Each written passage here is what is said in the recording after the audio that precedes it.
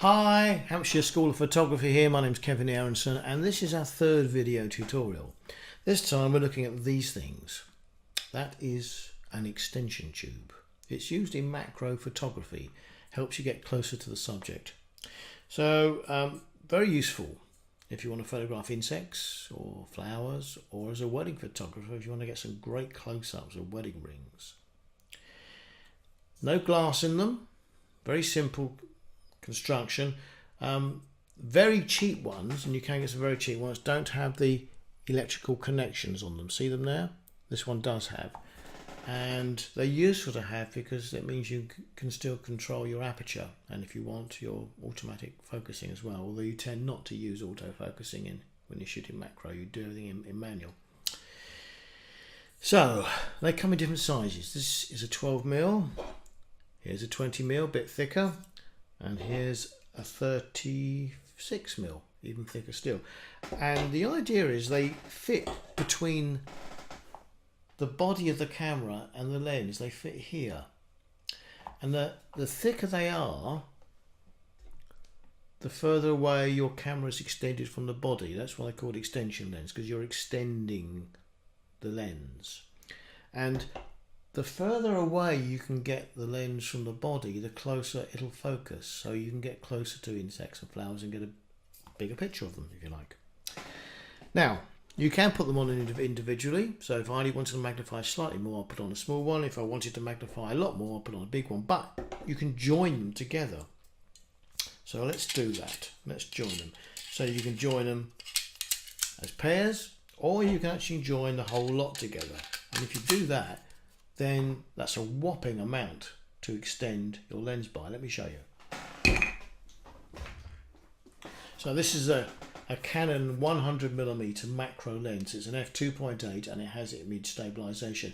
And it's probably one of the best macro lenses out there, certainly one of the most popular. It's a fantastic lens, really crisp images. Let's show you what happens if we add on the macro tubes. The macro tubes, they are called extension tubes for macro work. There you go. That looks horrendous, doesn't it? That'll impress your friends. That's an enormous one. But as you can see now, the lens is a long way away from its original position, which means you can get closer. Let's look at some photos. So here we go. These are the three extension tubes, manufactured by Kenko, a lot cheaper than Canon, highly respected, used by a lot of professionals. I think from memory, all three cost under £100, so that's very good value for money. And here they are again, mounted on the camera behind the lens. So I'm out in the garden yesterday and put a £2 coin on the garden table. There we go. Without any extension tubes fitted, the coin does more or less fill the frame. And that 100mm macro lens from Canon is absolutely superb. And that lovely soft out of focus background, the bokeh background is gorgeous.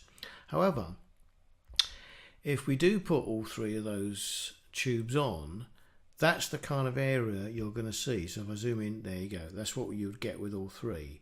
And with a flower, there we go. This flower is about 2 inches across, lots of detail. No tubes fitted at this stage. This is just that 100mm macro lens, and you can see all the pollen detail. But if you put on all three of those extension tubes, you're going to focus in on a much smaller area, as you can see there, and that's what it looks like. Look at the detail there. Now if that had been an insect, you would have fantastic detail showing up on the lens and the eyes and so on. So I really do commend extension tubes to you if you want to go into macro. Well, I hope you found that interesting, and perhaps it's demystified some of the mysteries of extension tubes. Not really that they are that mysterious. Someone wrote and said, what's that thing I can see just below you on your videos? Talk about this thing. It's my microphone. Look, I've got a microphone. Yeah, that's why I thought I'd just demystify that one while we're talking about mysteries.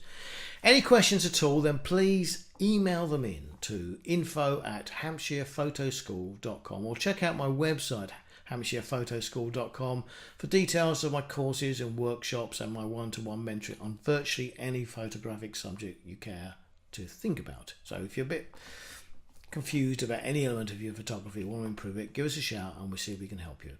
Look forward to the next video. Thanks very much for watching. See ya.